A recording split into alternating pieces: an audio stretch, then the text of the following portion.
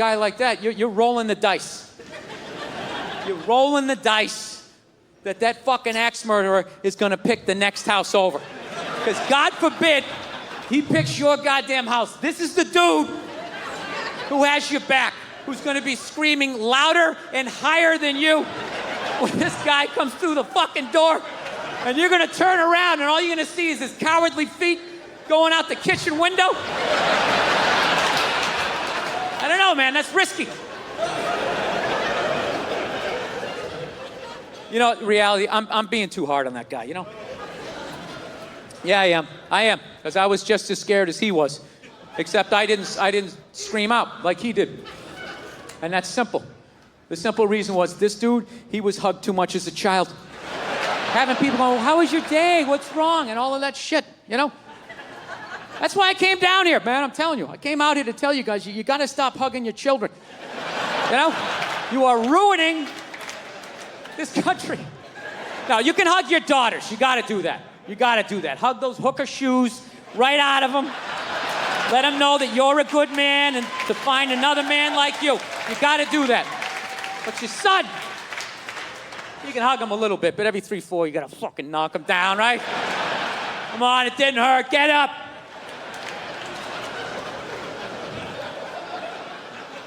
Look, I didn't come from a family. I don't know about you guys. I didn't come from a touchy-feely.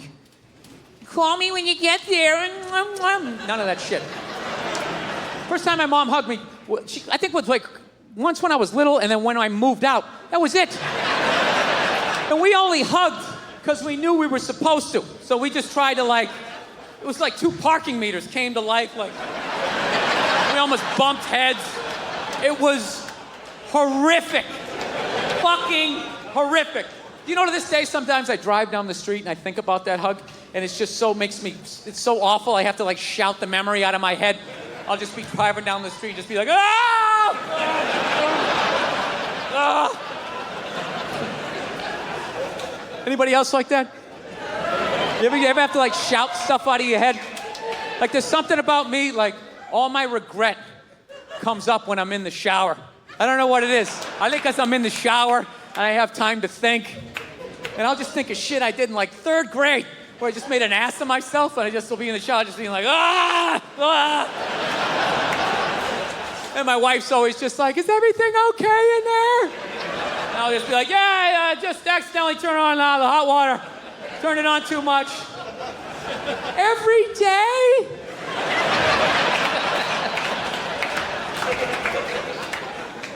So, yeah. I actually asked my mother one time when I finally got out in the world and I saw how other families interacted. I finally asked her one day, I was like, how come we never did the hugging thing? You know what I mean? How come we didn't do that stuff? She's like, well, I wanted to hug you kids when you were little, but I was afraid it was going to make you gay. And I was like, you were afraid? You were afraid? And then she goes, well, it was your father. That's what it was. Protecting him like I always do. He was afraid. He said, you don't know how to raise boys. And if you hug them, that's what's going to happen. So in a marriage, there's compromises. So. Yeah. So she basically never hugged us because my dad said if she did, it was going to make us gay. And I got to tell you, that was a great thing that my dad did for me. Let me finish before you start blogging, okay? And I end up on a split screen on Good Morning Atlanta, you know? Comedy, can it go too far? Last night at the Tabernacle. Sitting there next to some fucking Cheeto-eating blogger. So, yeah, this is the deal. I'm gonna defend my dad here because this is basically what happens when you have a kid. As far as I know, I don't have any kids, but as far as I would think, if you have a fucking kid, what do you want to do? You want to improve on your childhood, okay? You want to keep the shit that your parents did that worked, and then you want to get rid of the stuff that didn't work. So that was my dad, as fucked up as that was his improvement on his childhood that he never talks about, the way a veteran doesn't talk about going to war, you know? So I figure if that was his improvement on his childhood just must have been something like, don't change his shit. They don't have the decency to start at the beginning. They start in the middle, then they jump back to the beginning, and then they tell the end. It's like a Tarantino movie, like Travolta's walking by in the background. Hey, Tony Applejacks. It's like, what the fuck? is this kid talking about? I love him. Somebody get him a stool to sit down. He sounds like he's gonna have a heart attack. He's like drooling all over himself. Do they make wife beaters for little 2-year-olds? They should do it. Little Fisher Price Harley Davidson. I can't take it. They're adorable.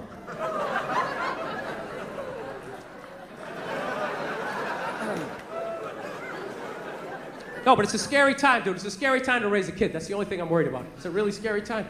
You know? I think they're getting ready to like microchip all of us. I'm not even joking, dude. Have you seen that new Duracell commercial where that woman can't find her kid in the park? You know? Dude, what kind of a fucked up way is that to sell batteries? It's a little hardcore, don't you think?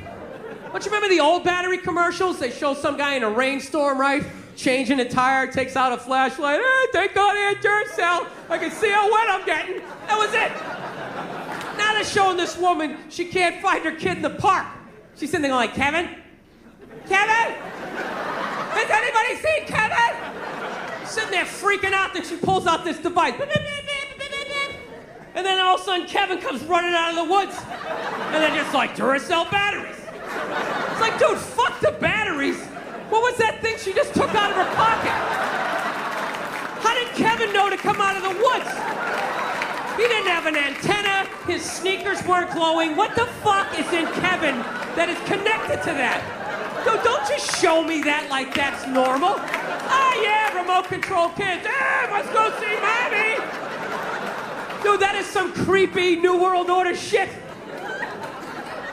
Evidently, it's a bracelet, and they just put the microchip in there. But that's how they're gonna do it. They're gonna scare the shit out of you that someone's gonna take your kid. It's just a bracelet. Well, what if they take the bracelet? Oh, we'll just glue it to the forehead.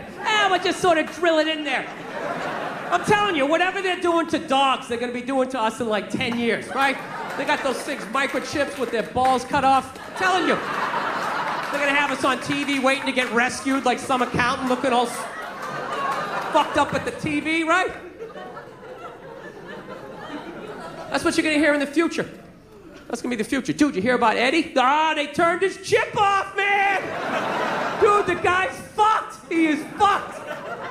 He made one little joke about the government. Next thing you know, he had to buy a round. His head wouldn't go through. They kept scanning it, nothing. He's outside screaming up at a satellite, turn it back on. They're not turning it back on. The dude's fucked. The dude is fucked. Dude, I ain't standing next to him. They're gonna shut my chip off. I don't even know that guy. No, dude. Bankers, I think they run the world. Bankers run the world. According to my YouTube Wikipedia research,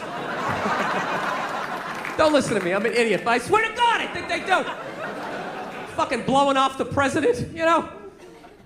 That's what killed me. Nerds. Nerds run the fucking world. I couldn't believe it. Doesn't mean somebody big and scary. Nerds. Remember those kids in 4th grade who would strike out playing kickball? Which was practically physically impossible. The ball was like half the size of your body, but somehow they do it. Big swing and a miss, penny loafer flying down the 3rd base line. Those are the guys. Dude, Can anybody explain to me the difference between loan sharking and banking? Is there any fucking difference at this point? This one guy was like, well, dude, I'll tell you, the bank won't break your legs. Well, it doesn't fucking have to. What it's doing is legal. The reason why a loan shark does it is because what he does is not legal. So you're like, what do you do? Take me to court? Breaks your leg. Hey, and I'll fucking pay you. No, I'm a maniac. I'm becoming that guy. That conspiracy theory guy, you know those guys? You hang out with them, everything's cool for like the first 10 minutes you're watching the game. Then all of a sudden he just looks at you like, dude, there's no gold behind our currency. You realize that, don't you? You're like, oh yeah, that's great. Let me grab my drink. I think I'm gonna walk over here and sit down and get away from end of days down here. I got a dog recently, everybody. That's like the big thing. Yes, I did. And so Satan was coming up. There was gonna be a guy with a knife and shit. I was just like, all right, go ahead. Drag me into the abyss. Let me see how fucked up I am. And this feeling, it just enveloped me. And I don't even know how to describe it. It wasn't even a feeling. It just was. It just was. So I'm freaking the fuck. I'm just sitting there like, what the fuck? I can't get out of it, dude. Like, I could walk 100 fucking million miles. I can't walk out of it. It just was. So I didn't want everybody else is like tripping. I don't want to fucking ruin their trip. So I'm just like, all right, dude, I'm just going to go to the bedroom, you know. And oh, look at the refrigerator. All right. I'm just feeling a little nauseous. Look at your head. Just playing it off, right? Going into the fucking bedroom, and I'm just laying down in the bedroom like, dude, what the fuck? What the fuck? And every time I thought I felt the bottom, it would just further into the bed, further into the bed, further into the bed. So about a half hour later, my wife comes in. She's like, hey, how you doing? Typical guy. Good, I'm doing great. Doing great. It's going great. So she's laying next to me, I'm feeling a little nauseous. This is a little bit much for me. And she's just laying down, and I'm just feeling this feeling. Not feeling loved, profound sense of loneliness. So now I'm just looking at my wife. My brain just starts going like, oh, fuck, did I marry the wrong person? Why am I looking at... I know that seems fucked up, but once you're married long enough, even not on mushrooms, you have that thought every fucking 6 weeks. You just do. Something happens where you just look at the side of their head and just do the math and just think, why did I ever talk to you? I could have just walked by. I didn't have to say hello. We had no relationship. We were nothing. Why did I ever talk? What would happen if I just never talked to you? Every 6 weeks, you think that's a healthy relationship. That means you've still held on to a part of yourself. That even though you love this person, you know, you still want to fucking run around like a Mustang a little bit, right? So anyways, I'm like, okay, I was like, dude, I was freaking me out even more to think of my wife and be feeling that. So I was like, fuck, I need to pull the ripcord. I gotta get out of this. I gotta get out of this fucking, it's like a giant beanbag. I couldn't get out of it, right? So I was like, oh, fuck. Think about your kids. Now, my kids, I love my kids. And I know they love me. There is no fucking question. And I start thinking about my kids, and I still felt that feeling. And I was like, all right, what the fuck is this? Because I know that's bullshit. And I just sort of laid there, and I relaxed, and I went, oh, fuck. I know what this is. This is how I felt growing up. Yeah, this is what the 70s and 80s were like. Both your parents work, you got a set of keys to the house when you were 3. Ah, get outside, get the fuck out of my face, right? It was fucking nuts. Yeah, I grew up in a very, angry time, you know? Like, you were afraid of your dad's dad. I talked about this shit before, but I'm still working through it, so just bear with me. You just were fucking, yeah, I love seeing kids nowadays loving their dad. Like, Dad, what's going on? Want to go play, Dad? Let's go ride bikes, Dad. Yeah, when I was a kid, I was like, Dad, fuck, Dad, fuck. Run, open the window. Fuck, what did you see in that? Fucking lunatic, right? It was absolute fucking lunacy. And not just my house. I love my parents, but it was just the time.